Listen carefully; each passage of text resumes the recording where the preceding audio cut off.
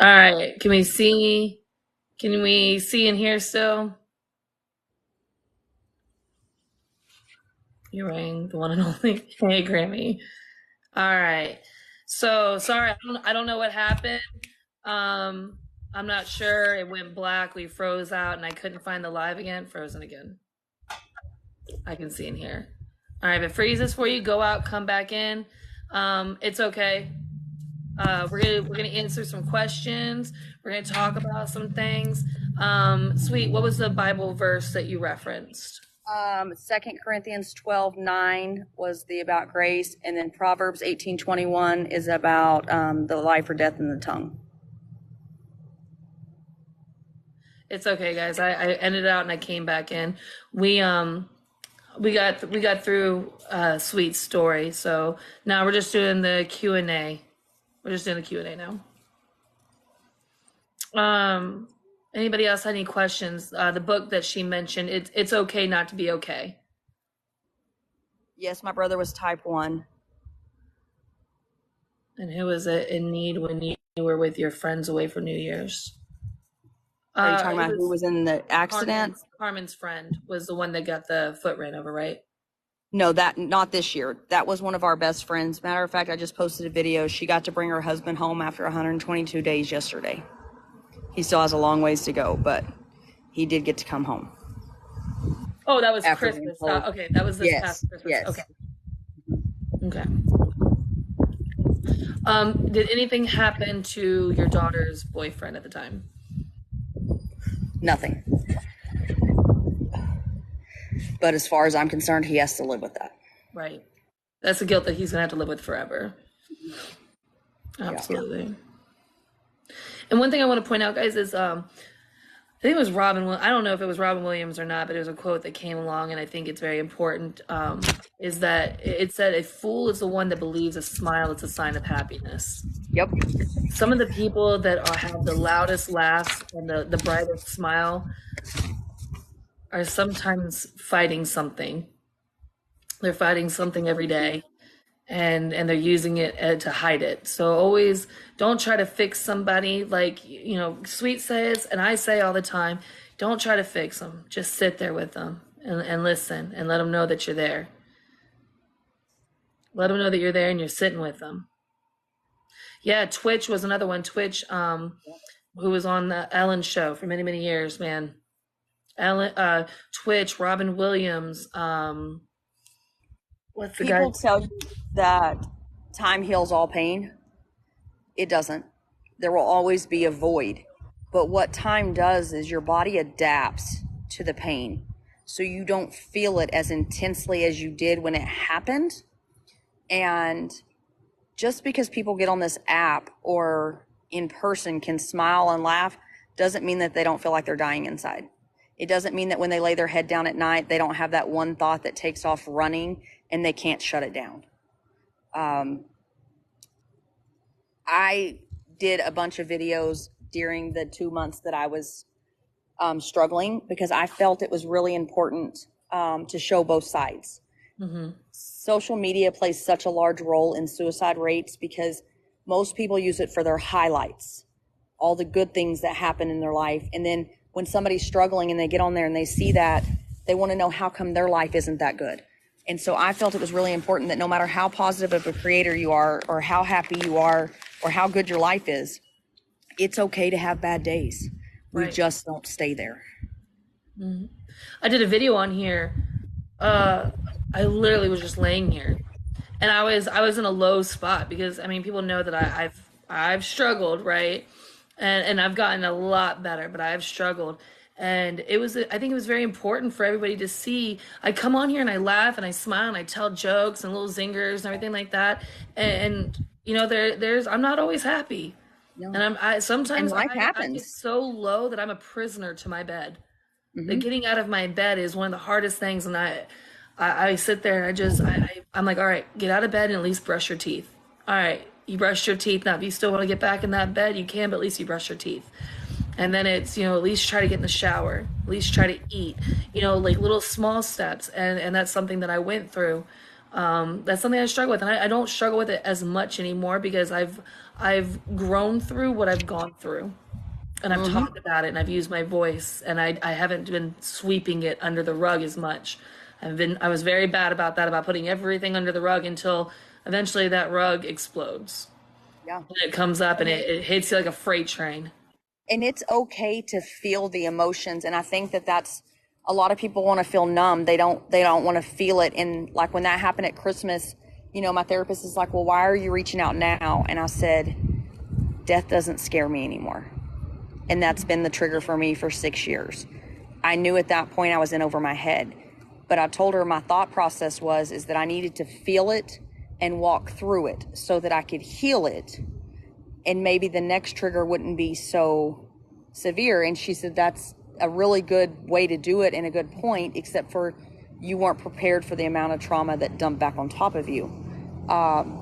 So I feel like if we, like, and I told y'all, I say therapy for everybody. If your life is good, go to therapy, because life Hmm. is like a curveball. You never know what you're going to get thrown at you and how you'll react to it. And as long as you have good coping mechanisms to deal with that pain and to help heal it, then you're less likely to have it dumped on you later in life because you avoided it. I talking about it can be something so small that triggers you. Me and my daughter's father, when we were together, we lived together. I don't know if you guys remember the Glade scented oils melts, and they were like little round, and I had the maroon ones. I used to buy them all the time, and every time I would clean the house, I would always light them. And it was like a little tray, and it was just, something I always had. Well, that was, God, 16, 17 years ago, and they no longer sell them. And I was just in I think I was in Big Lots or something like that. And it was just so weird. They had one of the boxes. I haven't seen this box in years. And it was just a random box. And man, when I tell you, I sat there and just kind of looked at this box and just everything came back about who I was back then. And man, I got in my car and I went home, and it was kind of like I just sat there like, and I felt everything. And instead of doing my normal pushing under the rug, I talked about it, man. I Yeah. talked about it, and I looked at pictures, and I talked about him. I mean, smells, the slightest smell, and it's just random smells. I'll be like, it just reminds me of a time where I was, in a really dark place, and it happens. It happens, and you can feel the happiest you ever felt, and you feel like you're completely healed, and then the smallest little thing might come up, and it's using the new tools to grow through what you go through. Somebody asked how my husband dealt with it. My husband doesn't. It took him a while to be okay for us to talk about her. He would get up and leave the room. Um, and finally it came to a bubble, and I was like, I need you to be okay with talking about her, because I need to do something in her honor. And in being able to do that, I need you to talk about her. So as the years have gone by, he's gotten a lot better. Jen's question, what was your daughter's boyfriend? He was physically and mentally abusing her, body shaming her. She'd go to the gym, and then he'd accuse her of cheating. She couldn't win. Katie, I would probably say her love for people. We used to do a lot of charity benefits for different things, and we did one for a 19-year-old girl that had gotten a car wreck and was paralyzed and had a baby. We did a kiddie pool kickball tournament, and she wore a GoPro in it, and her laugh was absolutely infectious. Like, if she was laughing, everybody else could not laugh. But her love for people, like, she had a heart like mine. She would give you anything at any time. And we really enjoyed doing those things together. She Um, passed January 2nd of 2017. Catherine asked, "Did forgiveness come fairly easily to forgive family? What are some strategies?" It didn't, because I was bitter for a long time, because I felt like had it been one of my siblings, the consequences would have been different. That it would have been World War III. And I felt like because it was me, I didn't matter enough. I don't believe that that is the case. I believe that my parents do the best they can with what they know at that time. My parents are not the same today as they were then. They were raising 6 kids of a blended family, and anybody that has a blended family knows that that in itself is super difficult. So I never faulted my parents for it. I did voice how they made me feel in the amount of time I had to deal with it alone. But I would say a lot of prayer, because I needed to let it go. I needed it not to change me. And one of the questions I get asked a lot is, out of everything that I've been through, would I change any of it? And the answer is no. It made me who I am. It gave me the heart that I have. It gave me the compassion that I have for people. It taught me honesty and integrity, and to love people hard. And I tell people all the time, like, I don't know how to love somebody a little bit. You either get all of me or none of me. Yeah. I can't do anything halfway. I have a lot of trauma responses. I'm very meticulous. I'm very organized. I'm pay attention to detail and the small things, things that I can control. And, in my work ethic, a lot of people compliment that. And the first thing that goes to my mind is, if they only knew what it cost me to get that, at what cost it came. It's not that I can't accept a compliment. It's just that I know that it's a trauma response, and that it came at a high cost. I'm sorry, give me one second. Someone made a comment in here. So, guys, respectfully, when someone comes on here and they tell their story, we tell our stories to help people not feel so alone, and to take power back from things that we've been through. And there's so many people in here tonight. There's 800 people in here, and I'm sure someone felt as if Sweets was speaking for them. And I let people know in the beginning that, we can't read the comments while she's telling the story, but please feel free to talk amongst each other.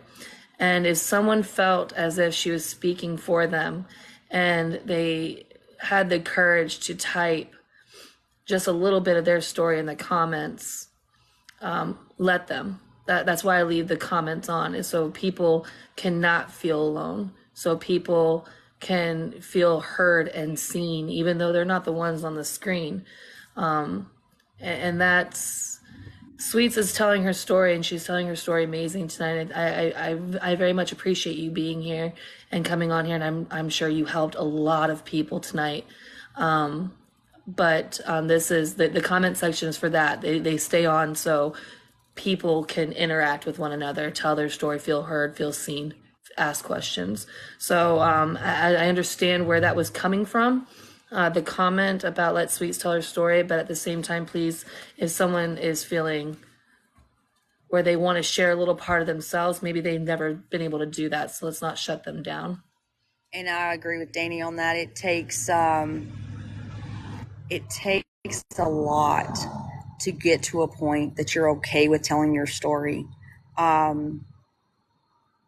Even after we started the boxes and I added Caitlin's story to the boxes, it was heartfelt when people would read that story. Like, I loved that the fact that they read the story, but at the same time, like, it crushed me every single time that I heard it. And there was multiple times that I couldn't stop crying after hearing it. And so it takes a lot to get to a point that you're able to share your story. And that doesn't come overnight. That comes with time. Right. I think she's talking about the boxes. I can show you my crown. I got a crown from Kingdom Crowns. I'm gonna go get it. Hold on. Be right back. I'm gonna go get my crown. Hold down the chat. Okay. Don't go nowhere, y'all.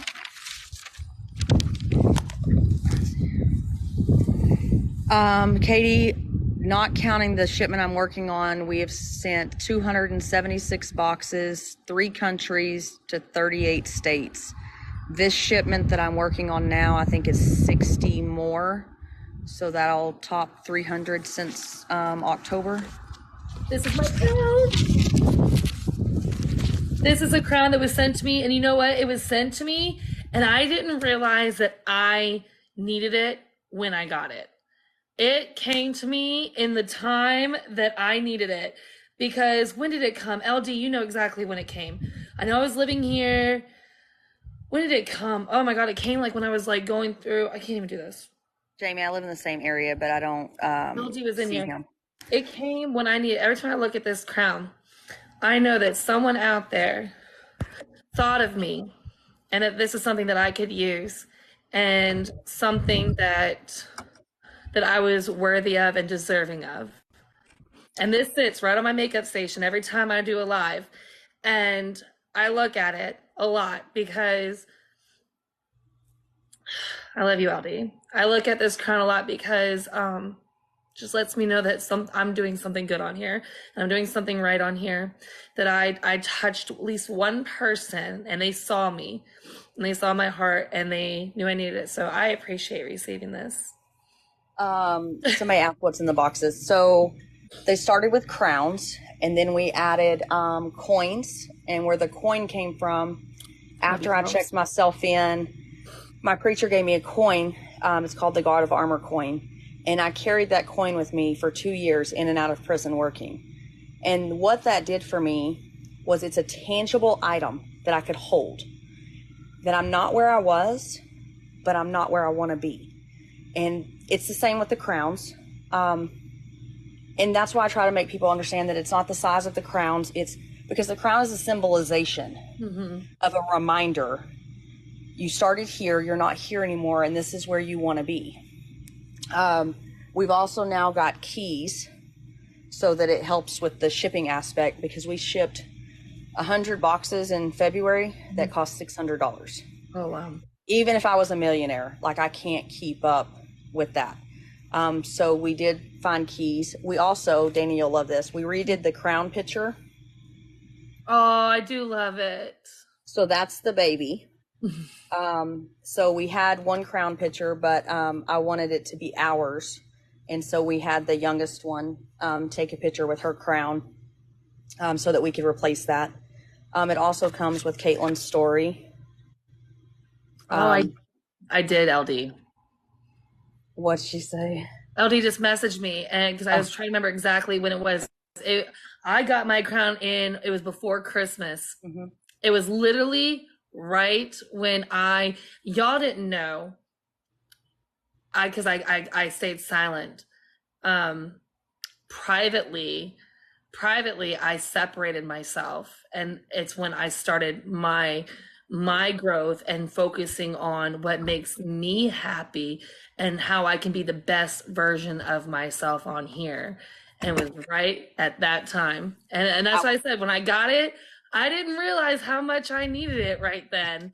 And then as time went on, I was doing my makeups and all that stuff, and I always look over at it all the time because it's definitely a symbolization for me of my transition, of me changing. And I tell people all the time that I'll get the nominations, and we have not turned down one box, not one person that asked for one, not one person that has nominated somebody. We have not turned down one. But I can package them for them with their story. I can pray over them before they leave here. When they get them, that's a God thing. Yeah. It has nothing to do with me, because I promise you, the amount of people that have said, like, one got it on her 1,000th day of sobriety. One got it on her birthday when it had been 13 years since her mom told her happy birthday. One got it on the adoption being finalized of her late husband for their child. I can't control when y'all get them. I have no control over that. That's a God thing. Yep. My thing is I hope that I choose the right scriptures, the right songs, the right quotes, the right colors, the right crown, so that it reminds you of who you are. It reminds you that there is some stranger out there that does not know you that cares about your mental health, because somebody in your family would be devastated if you weren't here tomorrow. Right. For those that haven't, do you care if I read Caitlin's story? Oh, no, please do. So this is what the card says. This is Caitlin, and they're in black and white. It says, Caitlin was the kind of girl you couldn't help but notice when she walked into a room. Her smile was radiant. Her laughter was contagious. The love she carried for her friends and family was truly admirable.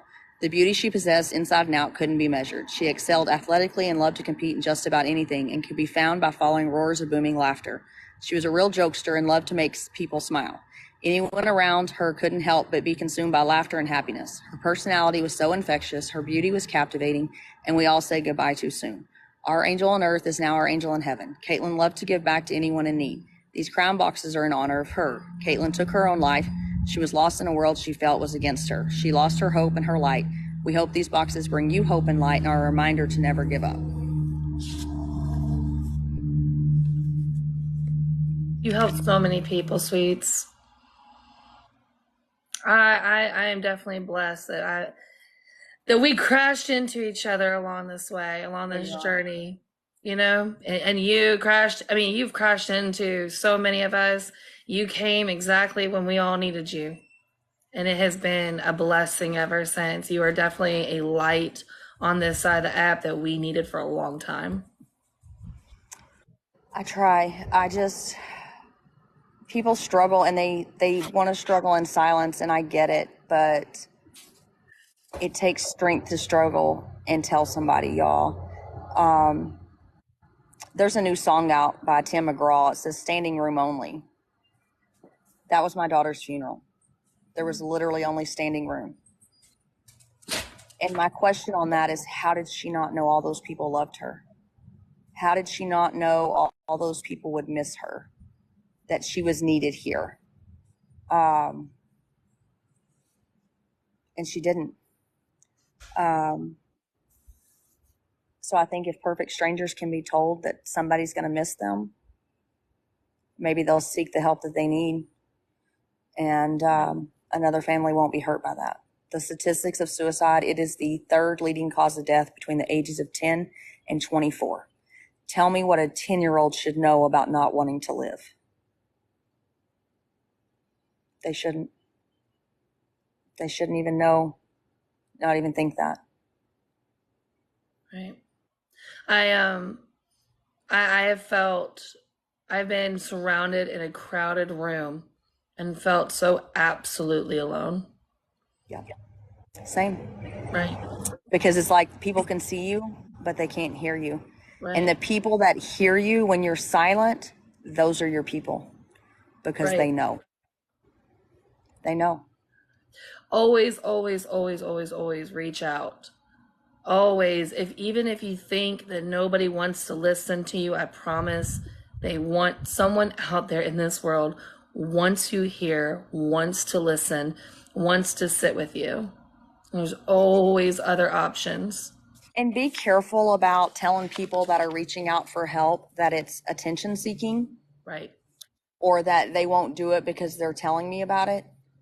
I promise you that everybody handles things differently. And I promise you it was one of the hardest things I ever had to do was tell my husband that I needed a reason to stay. But the way my therapist pointed it out, she said, after Caitlin died, you suffered in silence for a year. You didn't tell anybody that it was killing you.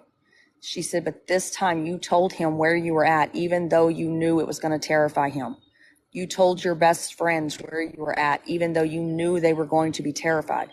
She said, now you need to give yourself some grace that you're willing to give everybody else. Right. And that does take a lot. Who's going to go purple? No, that's not my only child. We had 4. We had 3 girls and 1 boy. My son tells me every day. Jen, I can't imagine the pain that you and your son both feel day in and day out. Those resources that we gave to you, like counseling, therapy, don't think that you have to fight for his life alone. Counseling, therapy, it's available out there. And you know what? And whenever you go to one doctor, advocate for yourself. You go to one doctor and you don't feel like you're heard, go to another doctor. Go to another doctor. Keep going. Keep going. You are going to be the biggest advocate for yourself and for your kids. Somebody will listen to you. Yes. Therapy can work, man. I went when I first left my situation, I was trying to find a therapist, right? And I didn't realize how big of an effect that had on me. The 10 years, and then plus all the other things I never unraveled. And I went and I talked to one person and I didn't really feel heard. I didn't feel like this person heard me. And I almost gave up and I was like, you know what? Let me try again. And I kept looking until I found what worked for me at the time. And I say this all the time, and I truly mean this. Use your voice. Your silence only protects those that have hurt us. And sometimes the people that hurt us is ourselves. We need sometimes to be saved from ourselves, from our own thoughts. Silence only protects the people that hurt us. Use your voice. Speak out. Speak to anyone and everyone. Absolutely. You're never a nuisance. Always keep looking, advocate for yourself. Absolutely. Absolutely. These have helped me. Doing these sweet teas have helped me so much, because I talk about it, and I'm like you, I'm a helper, and like I'm a helper. And so I thought, okay, telling my story and helping others tell their story helps other people, but it helps at the same time. It helps us at the same time. So like every sweet tea, I always do. I was prepared. I seen you catch her off guard. I was like, oh no, I'm gonna be prepared. I always got do you. this. Okay. Live like there's no second chances, no tomorrow, without regrets. Take the pictures. Use your voice and your story. Be someone worth remembering. Love hard and with your whole heart without fear of being hurt. You do not need anyone's approval. Share your light, for you never know who will need that light to reignite theirs. Only when we are brave enough to explore the darkness will we discover the infinite power of our own light. Still gonna ask your advice on something though. That was beautiful. But I'm still gonna ask your advice. Okay. Go ahead. What is your advice for either a mother or that teenager out there that has been hurt in the most unspeakable way, and they tell somebody and they don't feel like they were heard? What is your advice to that person? So the mother or the child, because I feel like that'd be two different scenarios. For the child, we'll start with the child, then we'll go to the mother. So if the child told somebody and they did not believe them, you have multiple people in your family. Tell them all. Tell them all till they cannot shut you up. If they don't listen to you, tell the school. Tell the school, tell the principal, tell the teachers, tell the crosswalk police officer. Because right is right and wrong is wrong, and those people need to be held accountable for their actions. You're going to have that pain for the rest of your life at some point. Whether you heal through it or not, it's still going to be a painful part, but they should be held accordingly for that. As the mom, that gets a little trickier, because depending on if it's a DV situation at home, or they were out partying or whatever. Let me say this first. I do not care if you are drunk, incapacitated, dressed like a hooker, whatever. If you are not in your sober mind to say yes, it is rape. Period. At that point, I would reach out to your friends. You can call the hotlines. You can go to the hospital. There's what's called SANE nurses that do they're specifically trained to do like the rape kits, etc., to make sure that they get all of the evidence, that kind of stuff. Be your own advocate and do not take no for an answer. Absolutely not. What's your advice for the mom that has their child said that something like that has happened to them? Okay. So I've been there. Let me tell y'all a few things I learned in Texas. If your child is 17, you cannot file charges for them. They have to. Do not ever let them speak to your child without you in there, because they like to sometimes turn it around and use previous text messages as that they would be destroyed on the stand for acting as a whore. And they talk them out of pressing charges. So if I were a mom, I would move hell and earth. If the cops won't listen to you, you can involve news stations. It's your kid you're fighting for. No boundaries. No boundaries. If your kid says it happened, then you want it investigated. Yes. Absolutely. And the last one, the last advice that I have for that one person that feels that there is no other option but to end it all. And they feel that they are the lowest of the low and the darkness never goes away. What is your advice to that person? So most people that want to die by that manner don't actually want to die. They want the pain to stop. They want the pain and the hurting to go away. But what people in that headspace, myself being included, when you're not thinking clearly and your head is fogged, you're not realizing that suicide does not end your pain. It reassigns it to everybody that loves you.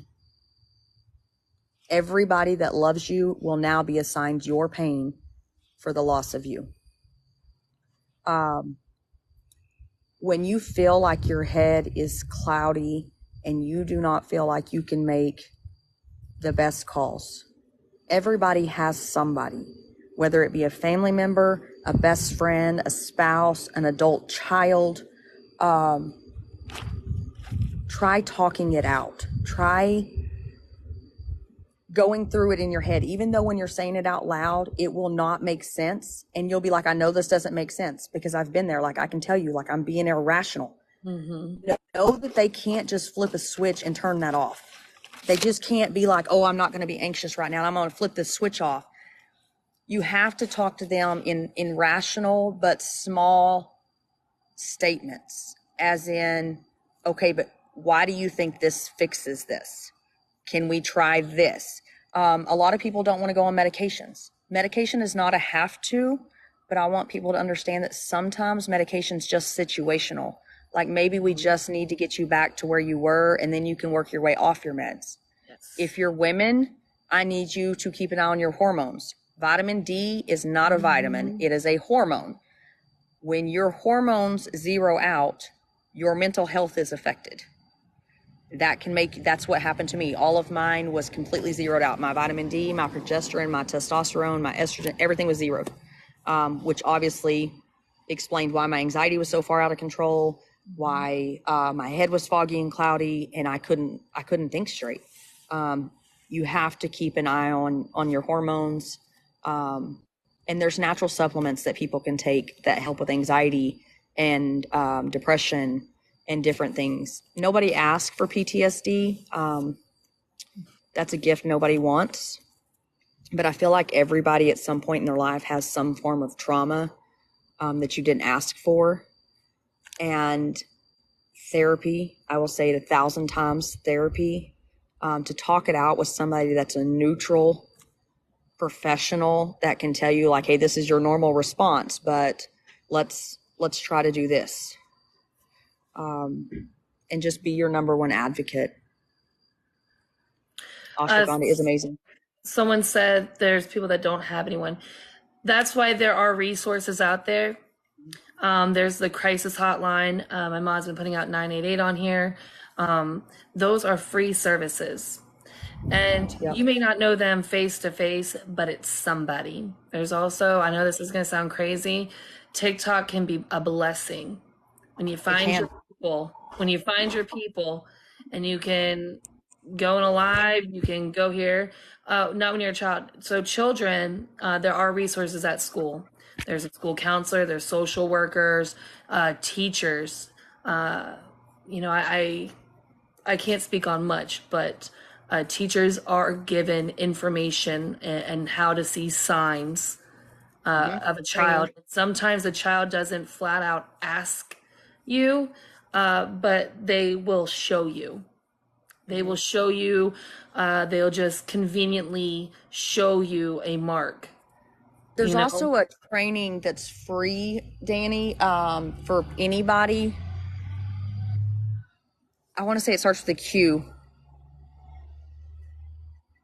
I cannot think of, I don't think it's Quest, but there's some kind of online training. If you Google like suicide training, adult training or prevention, it should pull up what it is, but any parent, adult can take it, and it walks you through, and you get like a certification to know what signs that they'll show you without saying, certain symptoms to Yes. look for. It's like a crisis intervention training, yes. Yes. And you can take that. I did all of them, everyone I could find, because I wanted to know what I missed so I never had to miss it again. We had 4, Megs. We have I 3. can speak a little bit on it. A long time ago, um, I work with children, and a long time ago, this isn't something recent. I can't disclose names or any identifying details or anything along those lines. There's one kid that would tell me little things, and I would listen to the little things, and that was because I started doing just telling him, "Hi, good morning, how are you doing? Good morning, how are you? Oh, I like your shoes today." And it was little. I mean, they ice boxed me at first, but every day I continued to tell them hello, and then eventually they started saying hello back. Got to gain And that then they trust. started saying good morning back. And it was just little That one. steps. Yeah, it was little steps. So usually the kids that are closed and they're cold, they have probably been through some shit just like adults. And so give them time, but let them know, like I say, don't try to fix them, just let them know that you're there. And then, the good morning started. And then it started being conversational. Then we started having little conversations. And then little things started to open up. And they don't flat out tell you what's going on with them. And when I say they show you is, they'll just so happen while they're talking to you, they'll let their sleeve go down a little bit and they'll scratch their head a lot because they're showing you what's on their arm. Or, they show you little things. They don't mean to, but they show you. And, that's when you can get them help. Don't push. The more you push, sometimes people close off, but just let kids know that you're here. And when they're ready in time, you'll be here to help. And don't hesitate on it. Do not QPR hesitate. training. It's subconscious. Do not hesitate on it. If a child tells you something, believe them. Get them help. Don't just shake it off or say, "Oh, that kid is doing it for what." Tell somebody. Get them help, regardless. Don't ever ignore when a kid says something to you. I hate when people do that. I hate that. QPR training is that training I was talking about. Oh, thank you. Anybody can take that. Well, I'm Sweets, glad they put that in. I loved having you on here. I knew you were going to be a phenomenal to have on here, and this was going to be a great sweet tea. You have been, like I said, a blessing to so many on here, and I think your story really touched a lot of people. Where can I watch this? I missed it. On YouTube. It will be on my YouTube, Sweet Tea with Danny. It's in my bio. I'll get it up probably once TikTok gives it to me, then I upload it. So usually overnight, Friday night into Saturday, I'll have it up. And you can watch it there. Make sure to subscribe. If you don't follow TexasSweets, give her a follow. She's doing an amazing thing with her Kingdom Crowns. It's beautiful what she's doing. Anytime you see one of her videos, man, just give it a tap and a repost because you never know whose FYP it needs to show up on. The goal was just to save one life. Yeah. Thank you, Dan, for your sweeties. Well, we saved one. She didn't die in vain. Yes, ma'am. I know I know she has impacted so many people here. You're a hero and she is a hero for sure. Well, Sweets, I love you. And thank you so much for coming on. If you ever need anything, you got my number. Absolutely. Y'all have a great night. Have a good night, honey. All right, guys. Another sweet tea in the books. We got one coming up this Sunday with the Blairs. And then we have one Friday with Dan Ashley. Make sure you register to every sweet tea that's on the schedule, man. I love doing these. These are great.